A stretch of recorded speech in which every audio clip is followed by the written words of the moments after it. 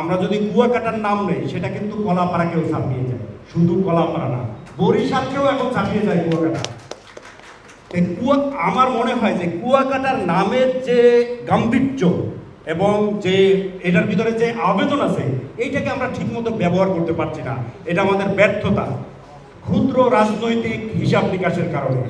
আমি মোশাররফ ভাইয়ের কাছে সবিনম্র অনুরোধ করব, আপনি উপজেলায় রূপান্তরিত করেন, আপনার সাথে আমরা সবাই আছি, কিন্তু অফিস আদালত যেখানেই করেন না কেন সেটার নাম অবশ্যই কুয়াকাটা উপজেলা হওয়া উচিত।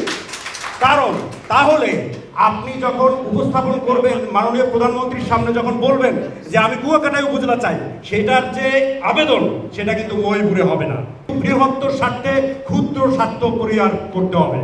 এই যে বলা হচ্ছে একটা উপজেলা নিয়ে, আসলে আমার মনে আছে আমি খালেদা জিয়াকে নিয়ে কলাপাড়া গেছিলাম, তখন কুয়াকাটা আপনার থানাও হয় নাই, পৌরসভা হয় নাই। আমি এক সময় এক বক্তৃতায় বলছি, ম্যাডাম কুয়াকাটাকে উপজেলা করতে হবে, আবার ঘুরাইয়া করছি, যখন দেয় মহিপুরের লোকজন খাইবে গেছে, তখন আবার ম্যাডাম কুয়াকাটা মহিপুর যে কোনো একটার উপজেলা করতে হবে। অর্থাৎ বিপদ কিন্তু সব জায়গায় আছে, কিন্তু আমাদের স্বার্থ চিন্তা করতে হবে আসলে কোনটা আমাদের পক্ষে করা সম্ভব, সহজ।